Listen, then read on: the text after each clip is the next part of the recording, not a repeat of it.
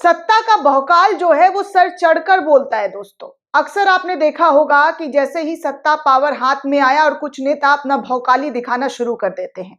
ऐसा ही एक मामला उत्तर प्रदेश से निकलकर सामने आया है, जहां पर भौकाल दिखाने के चक्कर में उनके साथ क्या हुआ है वो आगे मैं इस खबर में आपको बताऊंगी। दरअसल दोस्तों, एनडीए गठबंधन नाम तो सुना ही होगा, काफी चर्चित गठबंधन है। एनडीए में कई सारे लोगों का जो है गठबंधन हुआ है।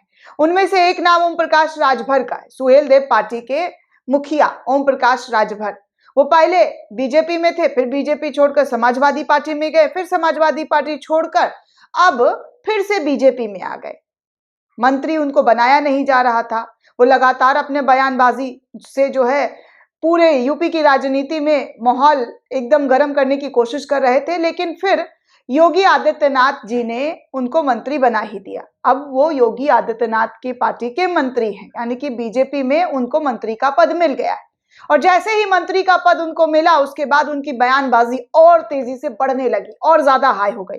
अब मंत्री बन गए हैं तो उन्होंने सीधे तौर पर अपने पार्टी का प्रचार प्रसार करते हुए सीधे कहा कि अब आप लोगों को डरना नहीं है, पुलिस वालों से तो बिल्कुल भी नहीं घबराना है। पीला गमछा पहनकर कहीं पर भी आपका मैटर हो तो थाने में चले जाए और फिर हमारा पार्टी का नाम देखकर वो खुद ही मामला को सुलझा देंगे।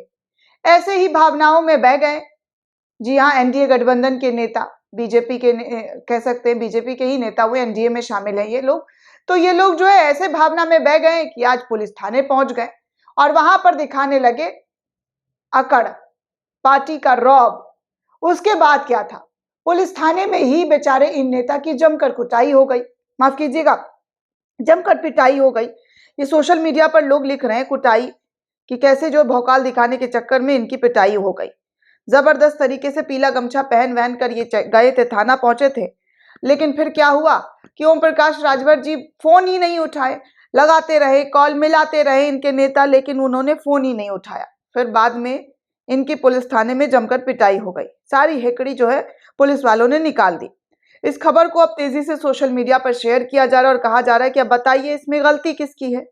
नेता बड़बोले हैं, आखिर वक्त में तो मंत्री बन गए, भावनाओं में बहकर बोल गए कि गमछा पहनकर चले जाना, अब हमारा जो है शासन अपना जो है राज शुरू हो गया है। कार्यकर्ताओं ने इसे सच मान लिया और थाने में जमकर कूटे गए। ये निगार परवीन की तरफ से ट्वीट करते हुए जानकारी साझा की गई है। दरअसल दोस्तों, ओम प्रकाश राजभर थाने में पीला गमछा लगाकर जाओगे तो तेरी शक्ल में ओम प्रकाश राजभर दरोगा जी को नजर आएगा, ये है पावर। इस तरीके का बयान वो कुछ दिन पहले दे रहे थे जब मंत्री बने थे। जिला अध्यक्ष जो है इस तरीके से गमछा पहनकर थाने पहुंच गए। पुलिस ने गमछा और मोबाइल दोनों छीन लिया और जमकर इनकी पिटाई कर दी।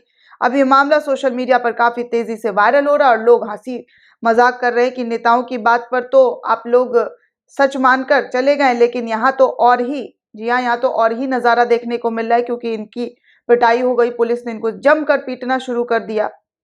तो ऐसे में दोस्तों ये मामला अब तेजी से बढ़ता हुआ नजर आ रहा है कि देखिए बीजेपी की पार्टी जो सभ्य संस्कार की पार्टी कहलाती है, उनकी पार्टी में किस तरीके से लोग शामिल हो रहे हैं। एनडीए गठबंधन का जो हिस्सा है वो किस तरीके से अपनी पावर का गलत इस्तेमाल कर रहे हैं। जबरदस्ती पुलिस स्टेशन पहुंच गए अपना मैटर सुलझाने के लिए।